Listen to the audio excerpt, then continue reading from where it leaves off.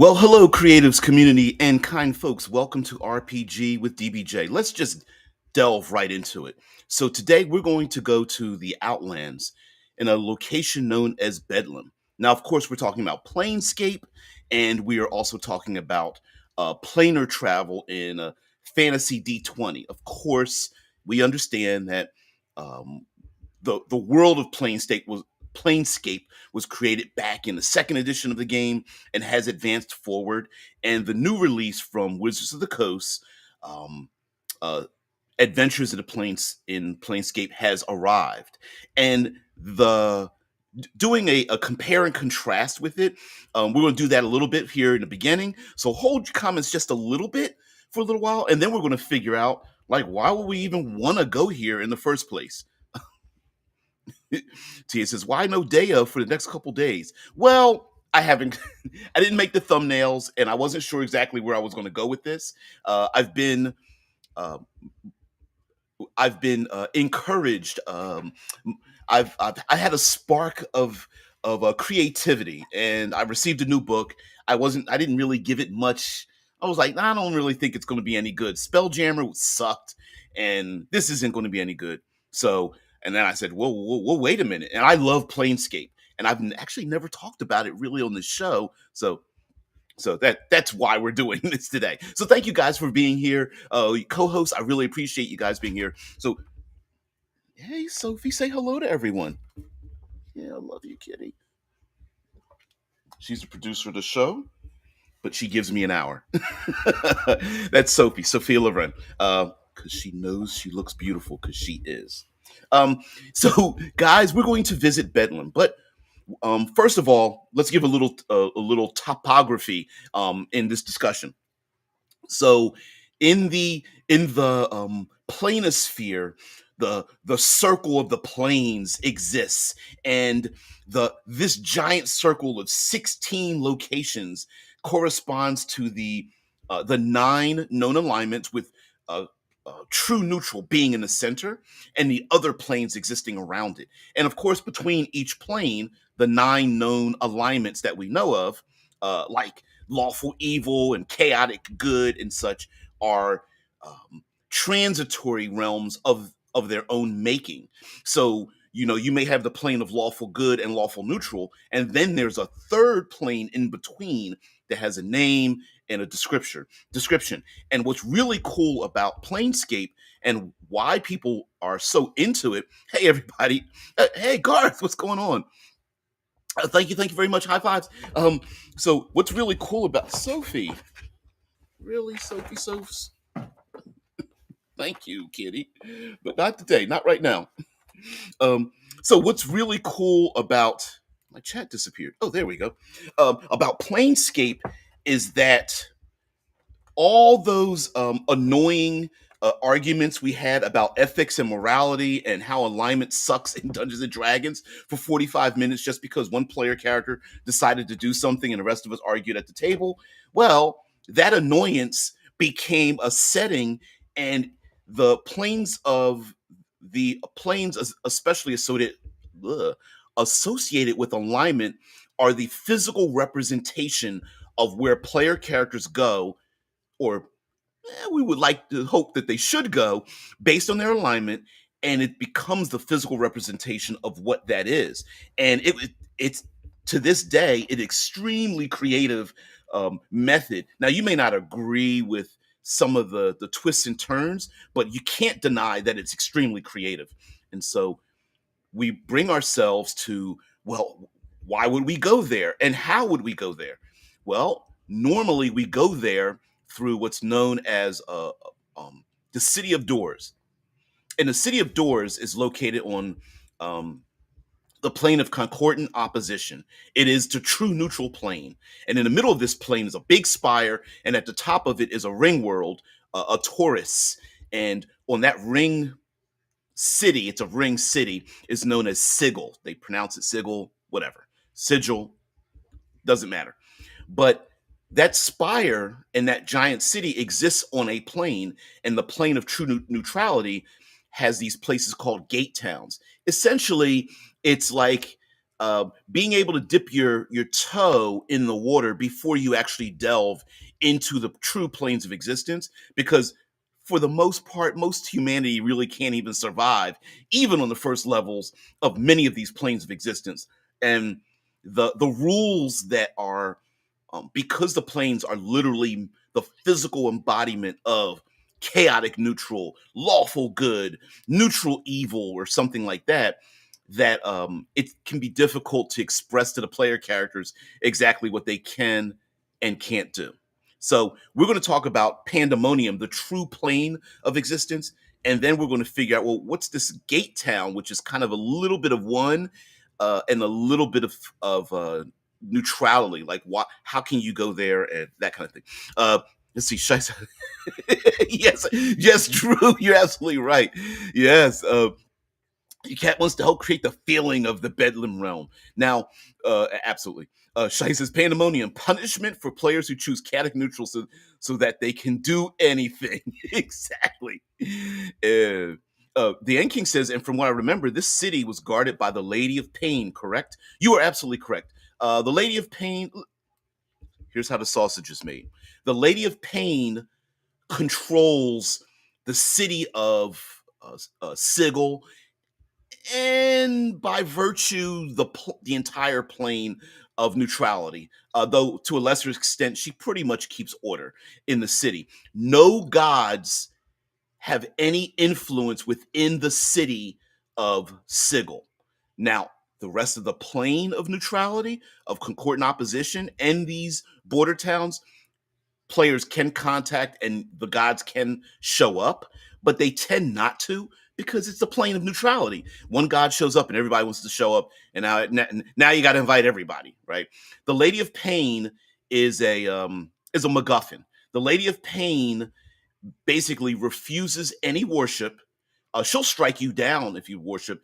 She's not statted out, because if you can stat it, you can kill it, and she exists to keep order within this plane, which is why fiends and celestials can gather together. Elementals can come here.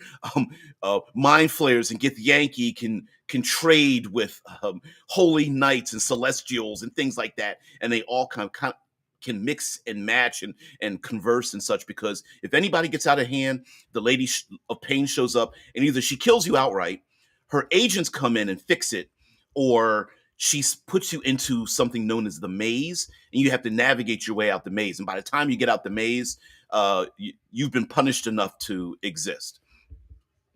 What the heck happened to my light? We'll have to turn up the other light.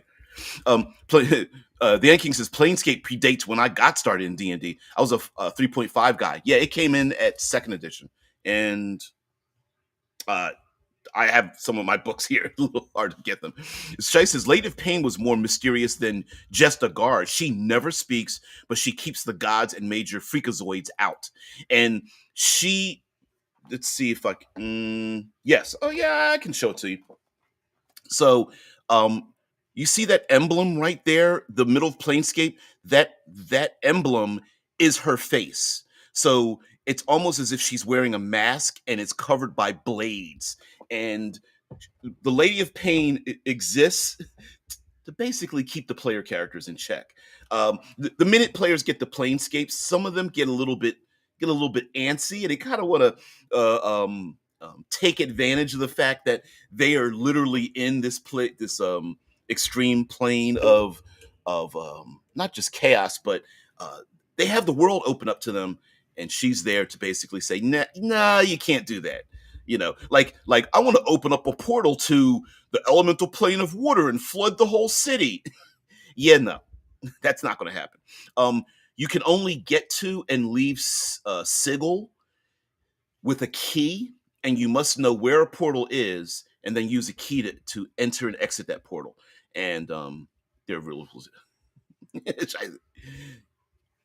Yes, yes, yeah. Oh yeah. I have the real books. So, for example, we have here this is one of my original Planescape books. I have the original Planescape, the Planes of Chaos, Planes of uh, uh, Opposition. Anyway, I've got like 4 or 5 of them, and then this is the new release, Sigil and the Outlands. And This book details the plane of neutrality. They don't go into much of the other planes of existence. In with the new one, it just gives you a little bit more detail so that you can kind of like dip your toe into it.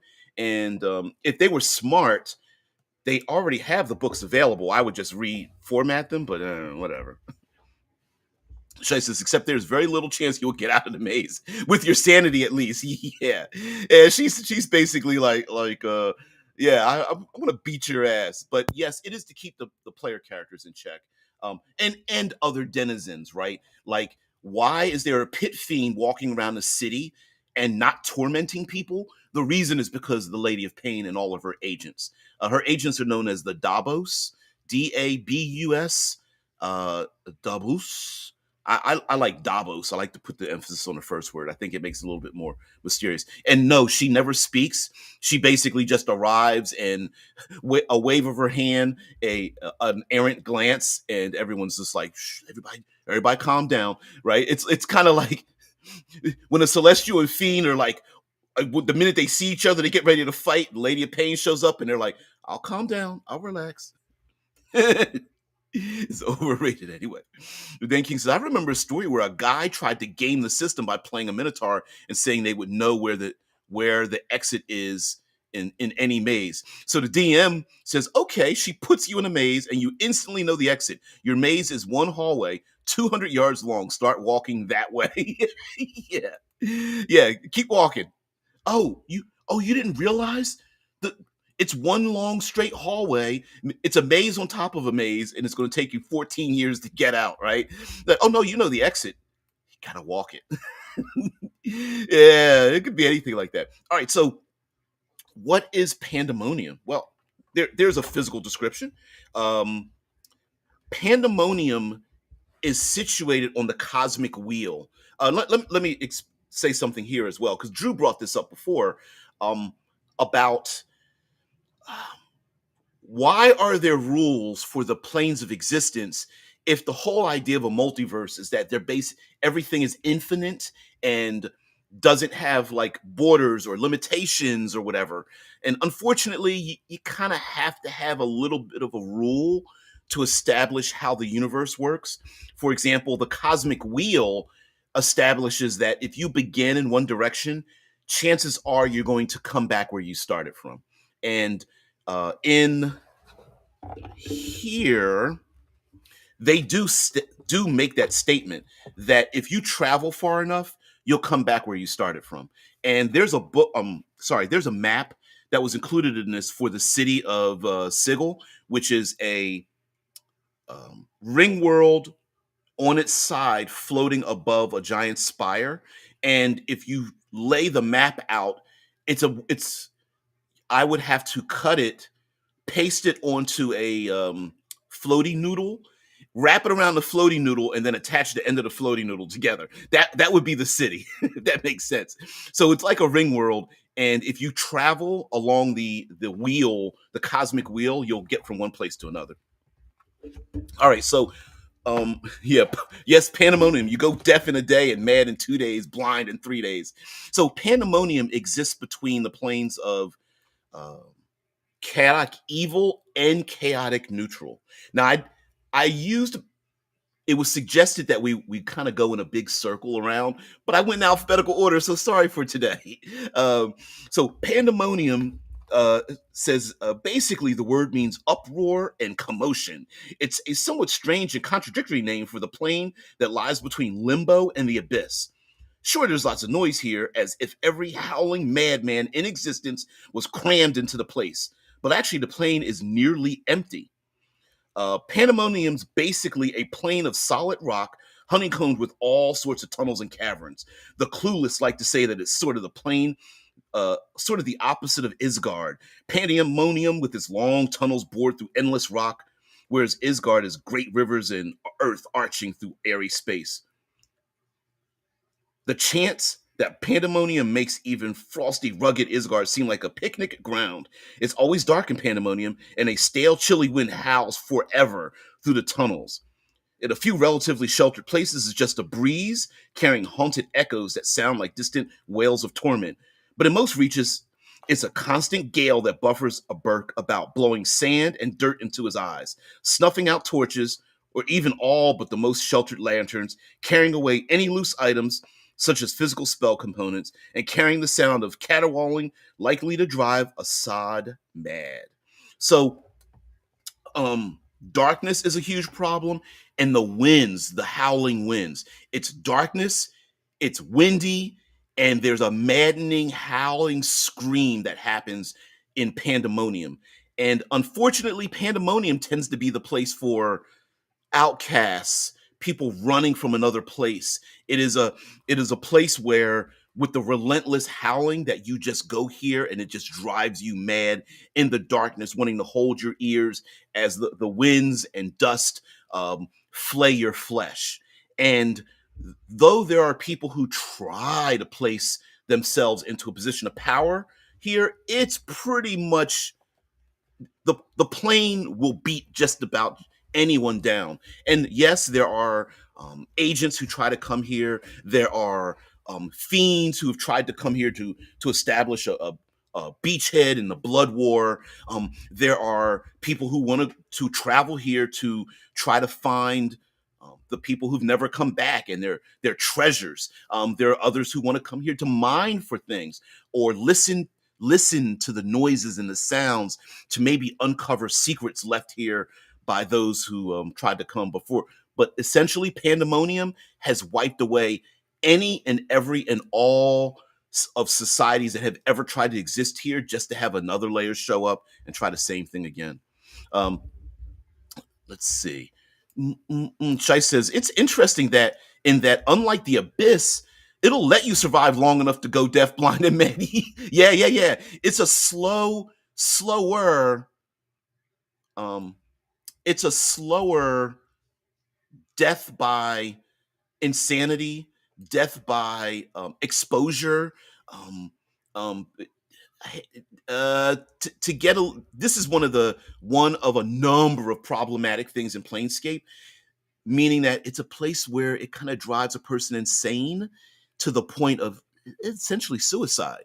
And so, where do those sounds come from?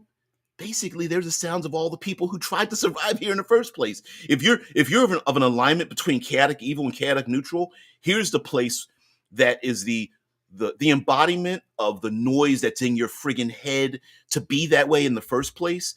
And your spirit's gone, and the only thing left are the ravings of a madman. Because in reality, if you're chaotic neutral to chaotic evil, at a certain point in your life, if you've lived long enough, before being taken out by everybody else, all that rambling in your head, that chaotic noise, exists here as wind. It's essentially um, a cold, windy, giant plane of banshee. And that's it, and it sucks. Yeah, I'll bring Tabasco sauce for the chill wind. Yeah. Mm-mm-mm. One Eye Heathen says that's the interesting bit, though, that there are creatures that are adapted to such that they can, in essence, is functional to be some kind of madmen here. Like, yes, exactly. So the forgotten, the deafened, the those that are afflicted with madness themselves are somewhat adapted here.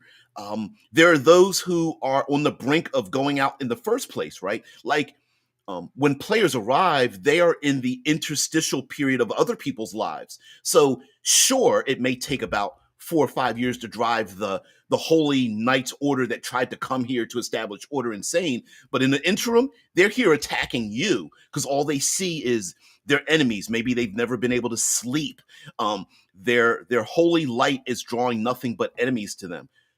Darkness is a big deal. If you come here to Pandemonium and you strike a light of any sort, that light is a beacon in the middle of darkness, and creatures, mad creatures, desperate individuals who are just scrambling for any kind of sanity are going to come clawing for you.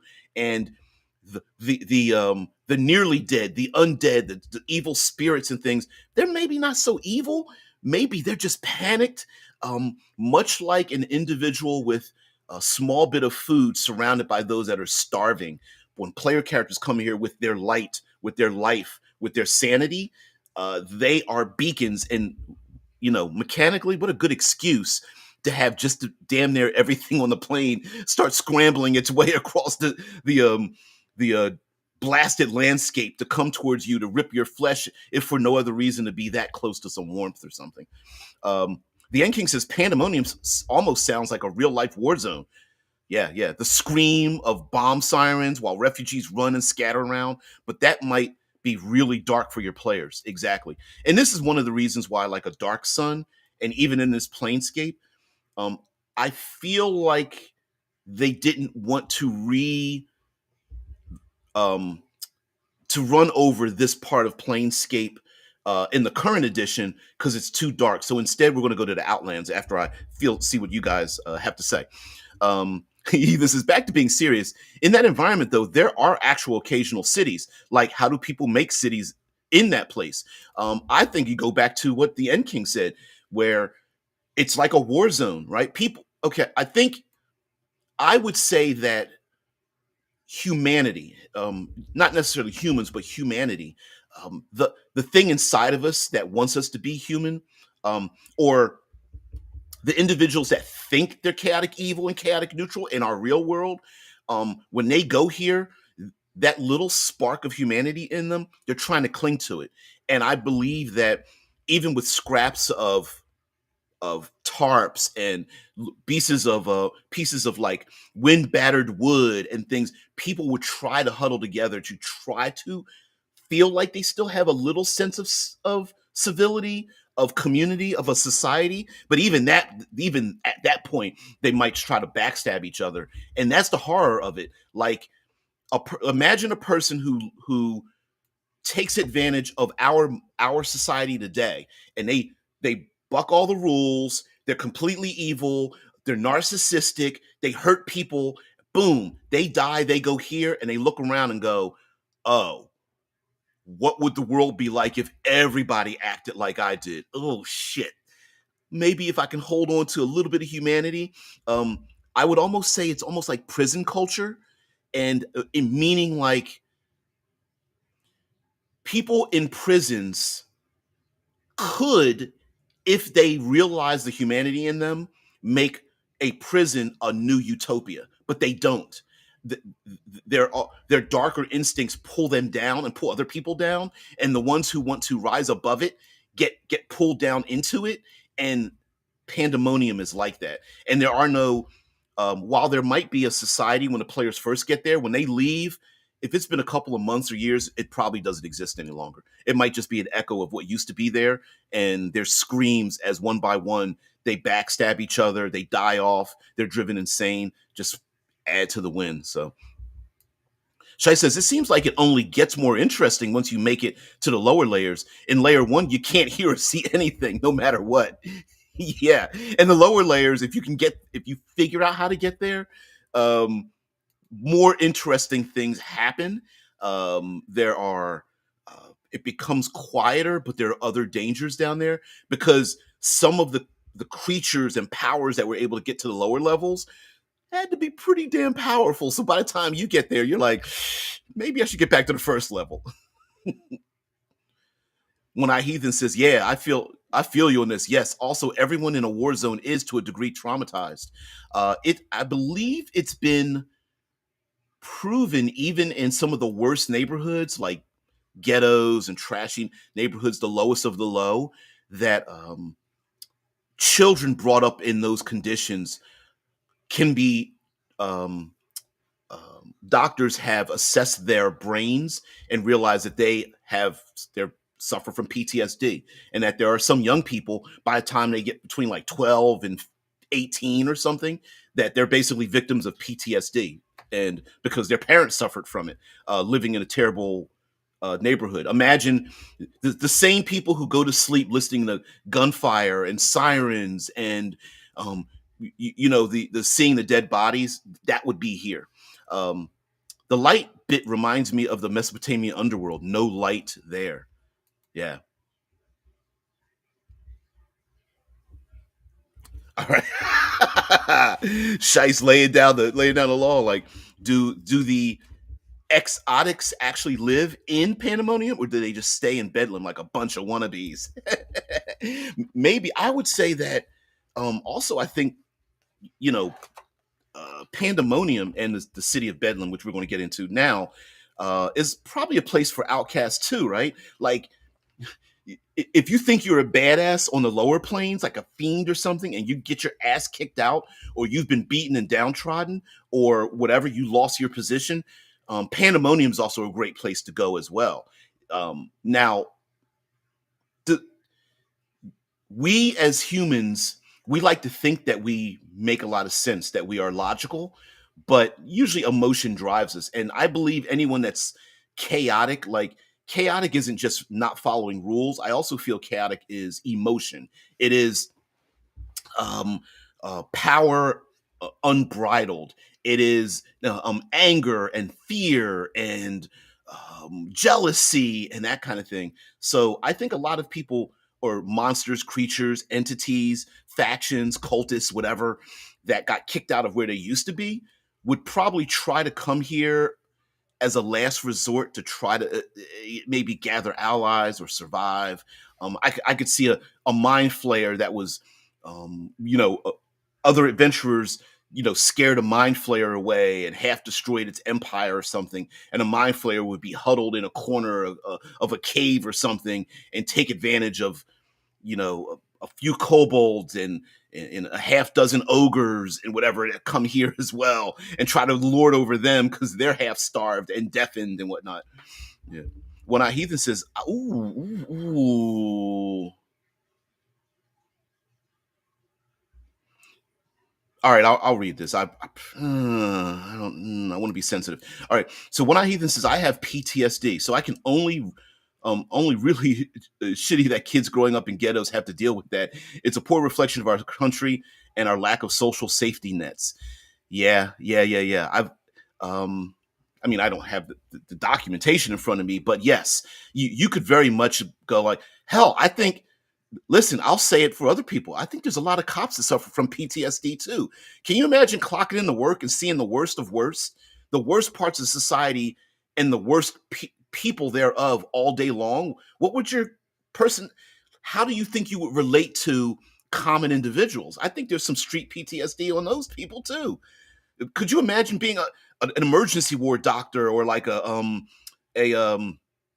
EMT or something like that, trying to save people's lives, and you see like gunshots and suicides and drug addicts? I mean, here in Ohio Valley, it's they give out Narcan for free because of so many people getting high and stuff. Like, it's crazy. So yeah, societal PTSD. I think that's a real thing, and it sucks too. Yeah, when I hear that, yes, it's a big problem with policing. Many do have mental health problems, and I think that's where that aggression comes in. Right? You got one group, that the paid protectors, who are like, who are driven mad by the darkness they see, and then you have the people who are driven mad by the darkness they live in. What's going to happen? Take each other down. That's what Pandemonium is. But what's Bedlam? Okay, look, sorry, hard segue. I don't want to uh be the cause of triggering yourself there, sir. So thank you very much for being here, by the way. So here we have Bedlam, and this picture, if it becomes blurry, it's on purpose, right? So if you see this bit of artwork here, I'm trying to get the shine out. There it is. Okay, this bit of artwork, and you can barely see this large tower with some, bare cold glow from inside of it, and it's just dark, like kind of like the moving the dark moving clouds behind my image here. That's Bedlam. So it's described as, um it's a gate town. So the plane of neutrality, this is one of the locations known as Bedlam, and it is on this plane. Now, to explain the gate towns are both linked to the Pandemonium, the plane that it's extended from, and it has to exist here on concordant opposition, which means that, how to explain this? The plane it's attached to it has something in opposition to its alignment to allow it to exist someplace else. So, like we talked about automata or automata, whichever pronunciation. I'm sure they would correct you on that plane. Is the Modron city of sorts, and it's kind of Modrons, but there's other outsiders that kind of go there. This is the same for Bedlam. Um, Nestled in a yawning crater racked by howling winds, Bedlam is a bowl of runaways and insufferable nobodies. Its windswept districts attract those who don't want to be bothered or found. Outlaws, recluses, and wastrels. I love that word, wastrels, and I've never heard it before. Who squandered their fortunes elsewhere eke out a miserable existence in the decaying cavity. A typical Bedlam greeting involves spitting at another's feet, presuming the greeter is upwind, followed by a curt yet creative insult. Uh, kind of strange there, but Bedlam is like, for me, it's like the outcast city. If you were outcast because of maybe your appearance, your behavior, disease, curses, um, a fledgling cult that got its head cut off before it could really develop. And many of the bad guys that sat in the background and didn't get caught in that fireball by some adventurers, and they're like, dudes, I'm out. I'm gone. This is a place where you run where you have nothing left, or the voices in your head have taken over, and you come here, you're driven away. And for temporarily, maybe they can gather together and become um, a little society unto themselves, but very quickly they would discord. They either destroy themselves within internally, or externally somebody comes along that's bigger and badder, or just crazier, and kills them. One Eye Heathen says we are talking about rough topics because we're talking about a rough plane. I understand wanting to ease off these topics, though. Pandemonium is the essence of all this, though. Though, isn't it? It really is. And if I had to choose, and I feel like today we talk about wokeism, right? And there's lots of people that are, oh, I hate it, oh, it's woke, oh, I can't, they're sanitizing everything and I hate it, and blah blah blah blah blah. Unfortunately, I hate the rhetoric that's spaced around it, but at the same time, part of me agrees, but I don't like how people voice their opposition to it. And here's the reason why. I would rather people embrace hard to accept topics and talk about it, including making a lot of mistakes, rather than sanitizing a thing and never talking about it at all. Which is why I'm against destroying history, destroying books, not having conversations, not having people speak up, even if they're wrong, because I would rather someone speak up and understand themselves and know that they're wrong and say, hey, listen, I'm literally saying wrong things. Could someone correct me? I need to know how to approach this particular topic, and not having the other side who wants to talk about those rough topics and just blast everybody into the ground. And unfortunately, today everything's black and white. It's either good or bad. It's either you're on or off. There's no nuance left, and it sucks. Apple customer service agents, a lot of them in Bedlam. Hold on, I will be right back. It's been 45 minutes. Fix it. Oh man. Shai says, yeah, Pandemonium is basically just a place where you're lost. It's dark. There's noisy wind that drives you mad. This might actually be less triggering than most of the other lower planes. And to be honest with you, it's kind of a death by a thousand cuts, really, right? Like there's nothing here. There's no society really. And then you get there and you just keep hearing the voices. The voices out externally come into your head and it drives you mad. And you try to make a little flame. You try to cast your little light spell that's like, and the darkness tries to push in on it. You try to have conversations and no one can hear you. It's crazy. So Bedlam, an obsidian tower protrudes from the bottom of the gloomy basin, its pinnacle an elongated hand extending skyward. And there is a little tiny hand at the top of this picture. And let's see if I can get it. Won't show up. It's all right. It doesn't matter. You're barely supposed to see it anyway. But anyway, its pinnacle, an elongated hand extending skyward, known as Sable Reach, the tower is rumored to be the petrified arm of a forgotten dead god.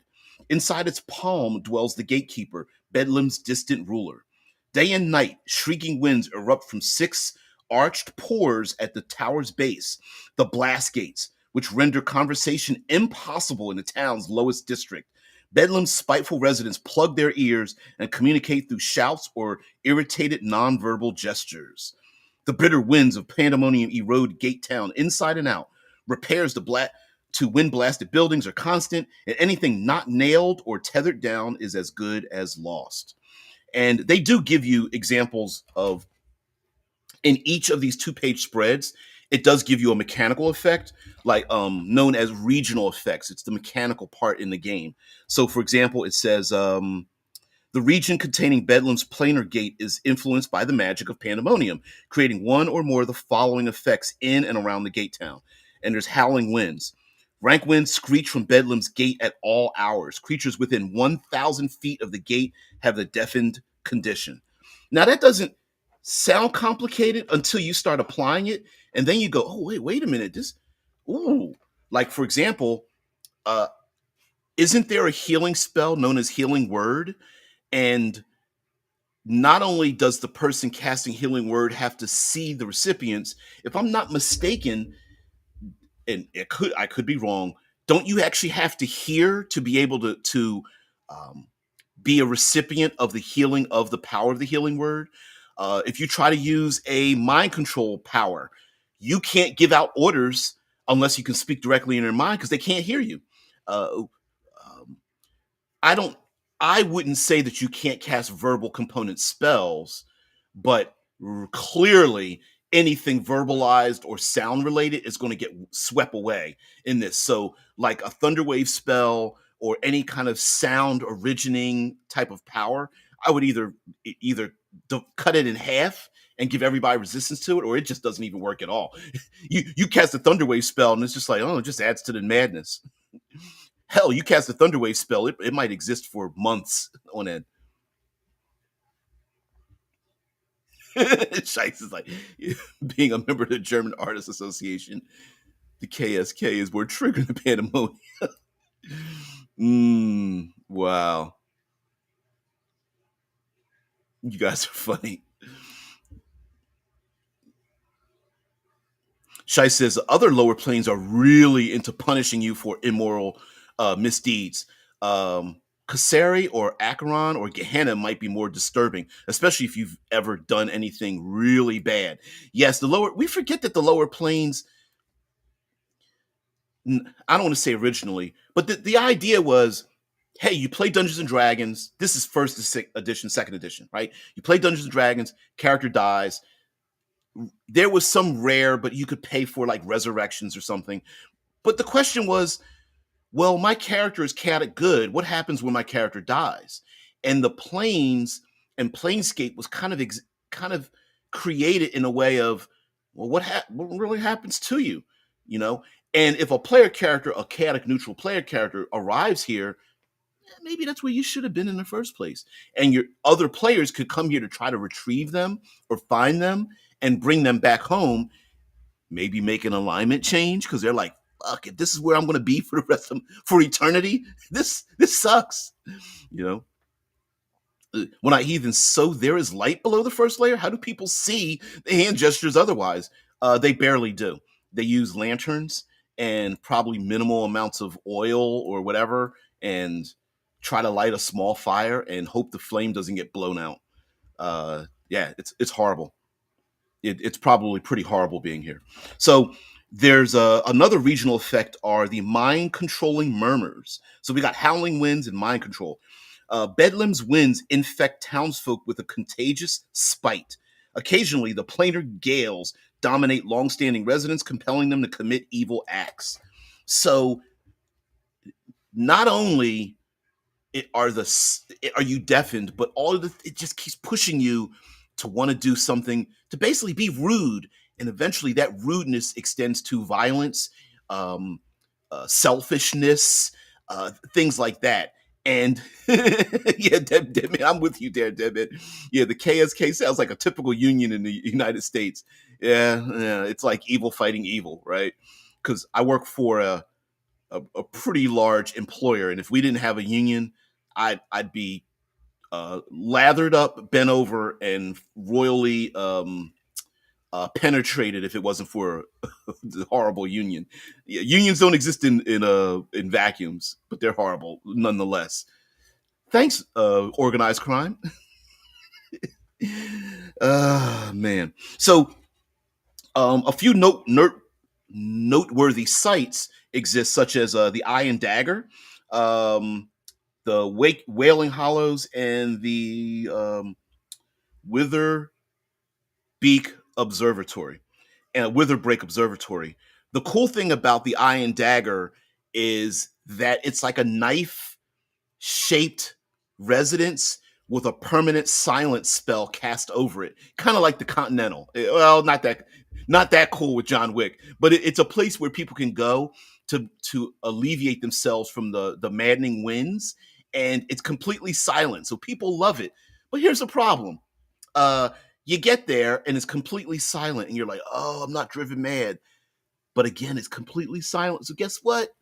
There's a lot of backstabbing and theft and people who've been trying to struggle to live here in the first place or visited the place, or maybe they're dumped here or they've run here because they're in their evil or chaotic plans that they had.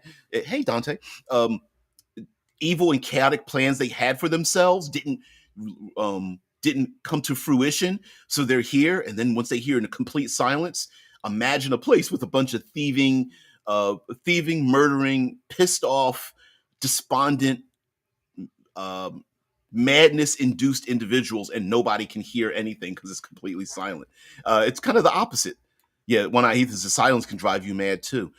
There's a prison in Pennsylvania, directly in the middle of the center of Philadelphia, Pennsylvania, designed by Ben Franklin of all people, and he wanted to create a prison that was the most humane prison, and it was designed so that each prisoner was basically in solitary confinement. They had an outdoor area, they could have books, they could have garden, and unfortunately, it drove them insane.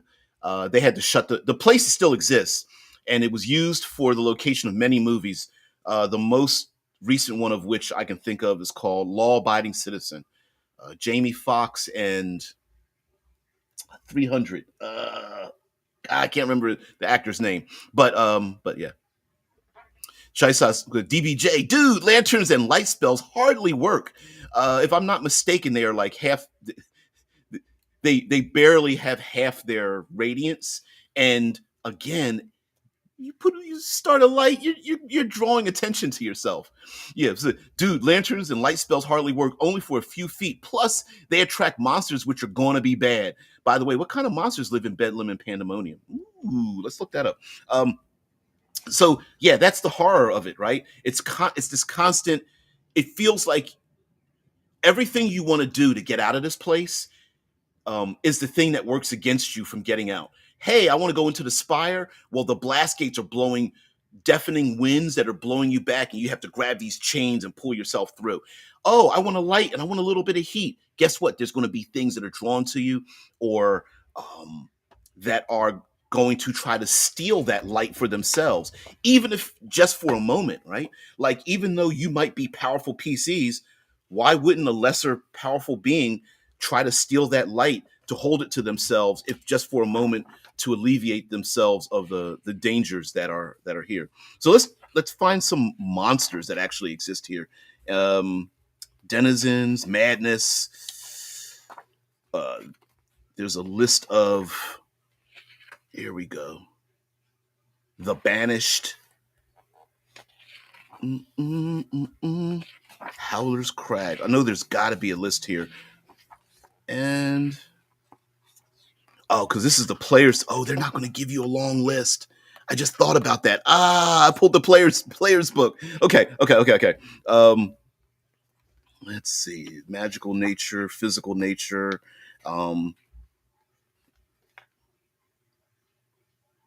The river Styx flows through here. Ooh, that's horrible. Mm, mm. Darkness is a real problem for most visitors to Pandemonium. There are no natural sources of light anywhere on the plane, so most bashers have to bring artificial light if they want to see anything. Sure, a cutter with infravision can get by without it, except for two problems. First, the cold, rough stone of the walls tends to absorb and dissipate heat very quickly, which makes the terrain dim and difficult to see even with infravision. Secondly, Pandemonium's petitioners don't give off any body heat, so they're infravisionally invisible. As a result, infravision is not good enough for anyone who doesn't want to stumble along half blind to the terrain and completely blind to any local petitioners. Petitioners uh, are spirits of people that are brought to the planes of existence where they're at, and they have the possibility of either staying here and becoming a permanent resident or being released and going back to the prime material plane or wherever they naturally come from. So and so a petitioner is kind of like they're in like a unstable state as well. So yeah. Mm-mm-mm.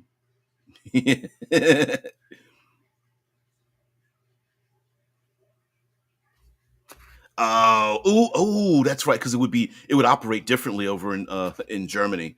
Yeah. Gerard Butler, thank you there, dead man. Thank you there. Drew says seems like a great place for DMs to send in annoying bards too. Yeah, yeah. Try to play your song, a hole. It ain't happening. Yeah, my empathy is obviously have a bad experience customer service. Well, yeah. N King says the worst thing about Pandemonium is every level 20 barbarian eventually ends up here. Yeah. Oh, I just want to fight stuff. Dante says, I don't know. That prison by Franklin sounds like a nice little retreat of you at some internet. Yeah, it would be. Unfortunately, you didn't have any interaction with people, even the guards, and it drove people insane. It was crazy. Funny. You guys are so silly. Okay, so before we end here, we have to come up with a shotgun blast of why you would even want to come here. Now, why would you go to Pandemonium first place, or even the interstitial city of Bedlam, which exists on the true neutral plane, the Outlands? So you got Sigil and the Spire, it floats above, and then you have the Outlands, which spreads out. And like I would assume if you need to describe it physically, it's like a pizza pie, like a New York pizza that's sliced into it comes to a point and then it extends outwards. And so Bedlam happens to be a gate town that is part Pandemonium, part of the plane of neutrality. And I feel like going here would be great for definitely a fetch quest. Now we know tons of fetch quests CZs, but maybe there's an entity, a MacGuffin, a thing or a person that has come here, maybe not even of their own volition, and is running from something. They're at their darkest level. They're like the players are bounty hunters, they are treasure hunters, and they have to come here to retrieve a thing with a ticking time. I love ticking time clocks. That's one of the um, most underutilized tools that is excellent to be used in a dungeon master's toolbox and game master toolbox storyteller. You guys know what I'm talking about. And so they have to come here and beat against the oppression that Pandemonium has and then get out. Now, when they get here and retrieve the thing, great. Oh, we've got the magic sword. We've got the magic MacGuffin. We have the individual who stole the plans to the thing to do the thing. Great. Okay. How do you get out when you can't hear? The winds are buffering against the player characters. There's everything about the plane is intent on getting them to stay here. Now, here's another problematic thing that players may not want to delve into, which is some of the dangers when it comes to running things like Dark Sun and Planescape and such. And that's players could be driven insane permanently, right? It's not even death; it's being driven insane. And so dealing with because this is arcane, how close to real life mental afflictions will you get close? What system will you use in any role playing game to establish the levels of insanity that start creeping up on the player characters? How are you going to do that? Is it just a series of saving throws, or whatever your wisdom score is, or your highest mental score, it drops by one every day? Like, you can come up with these rules. This isn't in the book, but this is how I would do it. You either arrive on the plane and you just let them know, maybe over like hours or something. T says driven insane. So real life, real adult life. Yes, yes. Um, Oh man. Shy Squad says, yeah, right. With internet, everything is survivable. The first layer of pandemonium, at any rate, not the layer of the abyss that's nothing but carnivorous insects. Though, so you arrive, you land in a plane of carnivorous insects. You're like, so what's the ground look like? Insects. Well, what do I see above me? Insects. Is there any light? Nope. It's just insects. Ooh, yeah. Um, One Eye Heathen says, I think you need to have a really cohesive party to have a reasonable chance at completing a quest and have a fun game instead of just frustrating. I agree. This plane of existence, in a way, it's like a subconsciously, it's like a lesson on um, community. There's no way to survive here as an individual.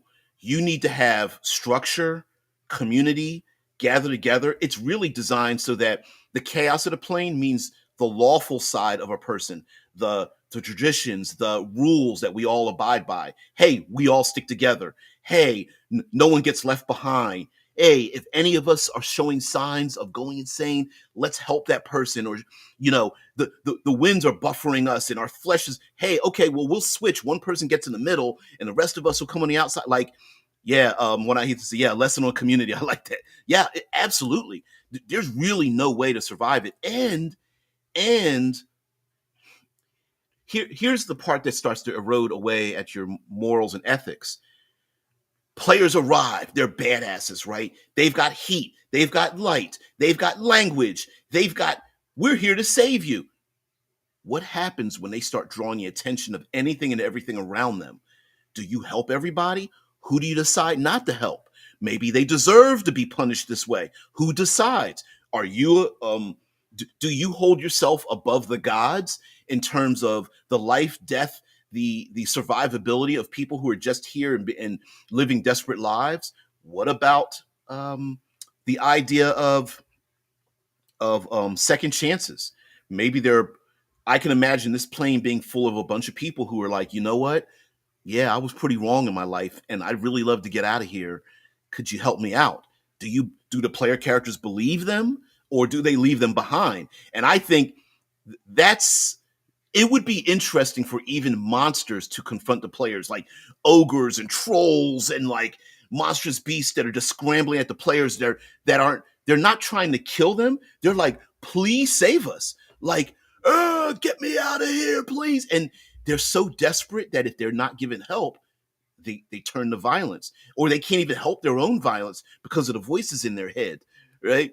And maybe some of the bad creatures that are here down in these lower planes are they lash out violently simply because of the voices they can't hear, the madness. They strike at a player character. The troll's like, I'm so sorry. I'm so sorry. Bad hand. They take their wrist and rip it off and throw it away or something.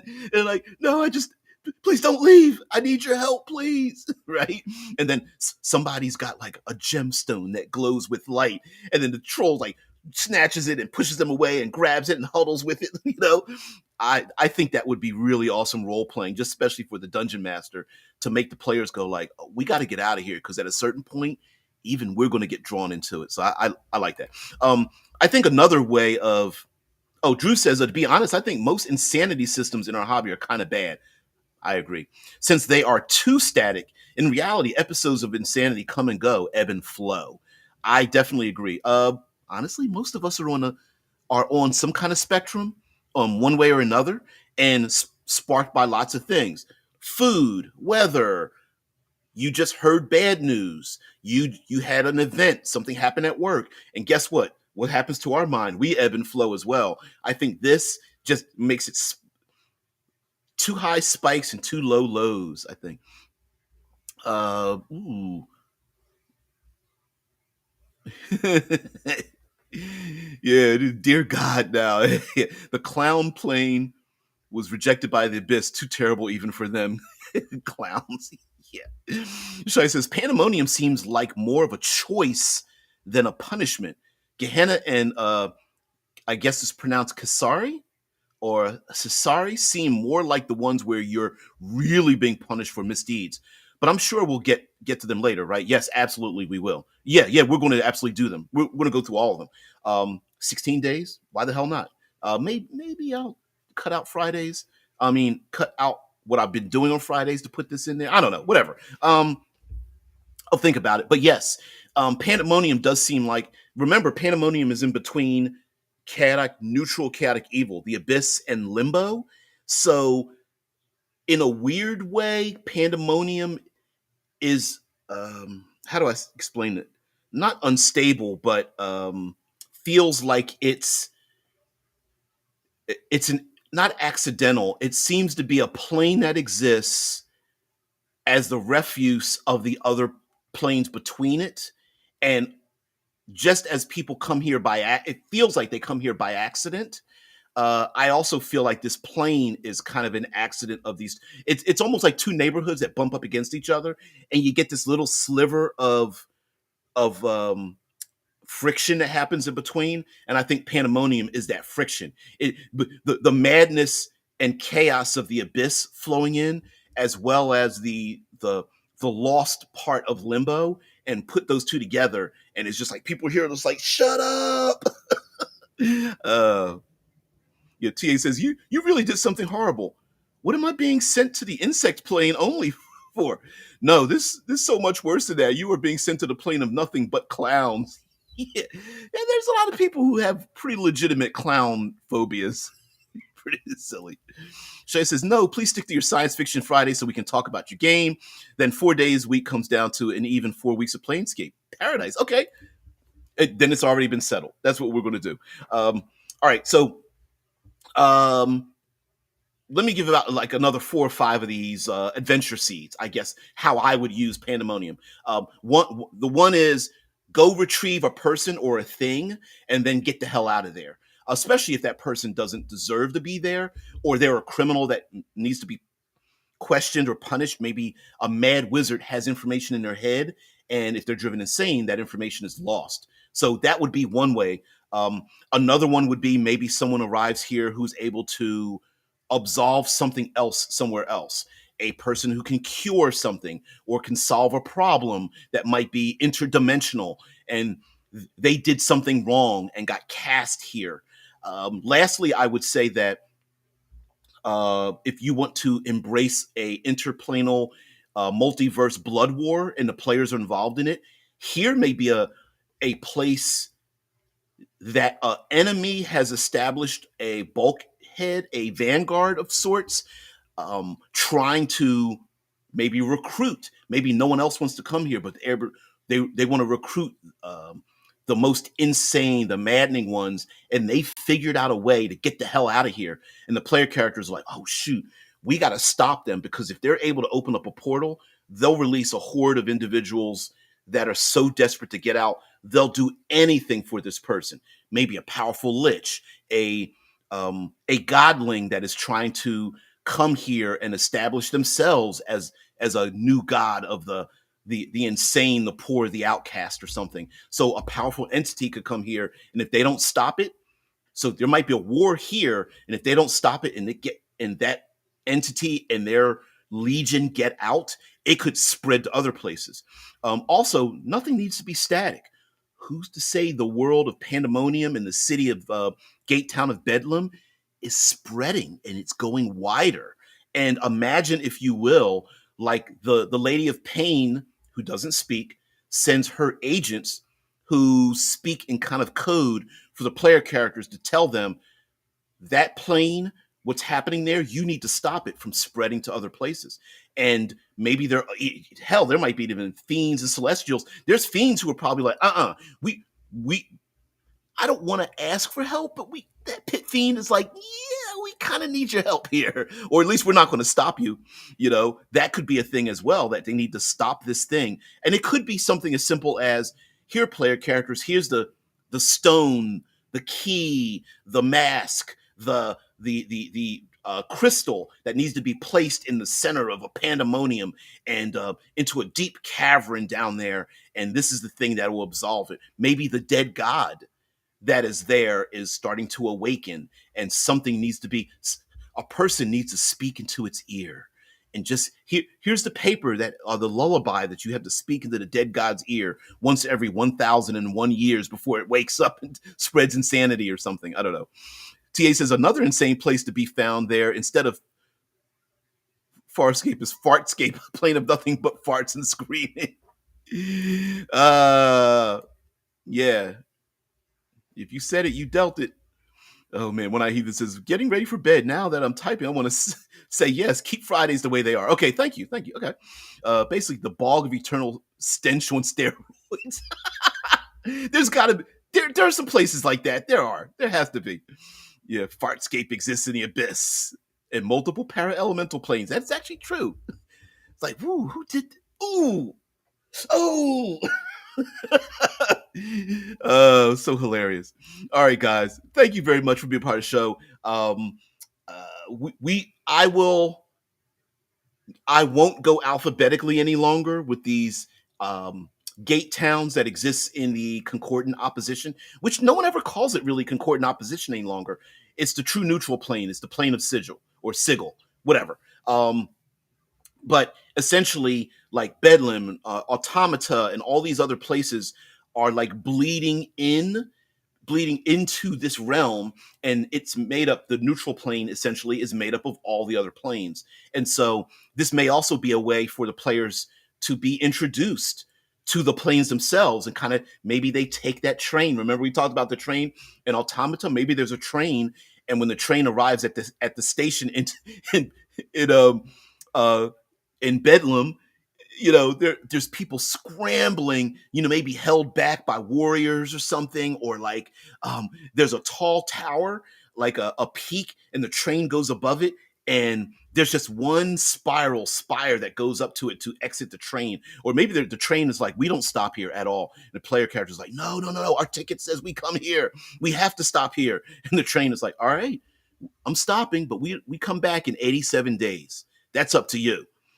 Or maybe the train doesn't stop at all. You have to jump off the train, and the conductor's like, good luck. What? I said good luck. PCs jump out. Tuck and roll. They don't even realize it. They're like, why isn't the train stopping? Hey guys, tuck and roll. Kick. What a thing, going out of order in a place of chaos. Yeah. Oh no. Oh shit. Damn. Wet farts, dry farts, squeaky farts, rumbling farts, quiet farts, loud farts, deep burbly farts. Yeah. Oh no. And every once in a while, did I just shart? I think I just sharted. No. Oh man. Yeah, burble. When I hear now, there's a plane of shit now too. Yep. It's a multiverse. There's a plane of like the dribbles.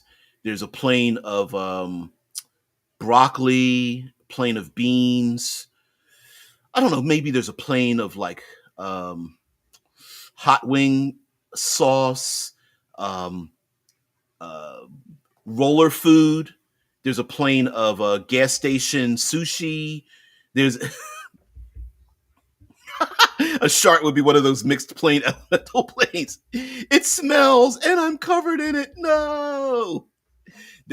I don't know about you guys, but I've always thought that there has to be a shit ooze. I mean, really, there has to be one. Yeah. Oh God. Reminds me of the aliens that speak in fart smells from Doctor Who. Those aren't fart smells, those are pheromones. They're fart smells. The plane of beans is why we have the plane of farts. One one fart leads to another. Tell me stop that wrong. Gimme some beans and rice. Oh wow. Anyway, guys, you guys have a great one. We'll continue this discussion tomorrow, and of course, there's a shit ooze. Ooze fell victim to the satanic panic. Yeah, I could see that one. Yeah, I could see that. Yeah, guys, we're getting out of here. We'll go later. Like I said, I'm going to have to go out of alphabetical order, which is perfectly fine. And we'll get to the lower planes because October is Halloween time, so we can talk about the evil planes and kind of their differences. And I love the idea of we've got the abyss, we got the nine hells, we've got fiends, we've got devils and demons. But what's in the middle? Where's all the other stuff happening? So we're going to get into that as well. So guys, have a great one. I'll see you later. Peace.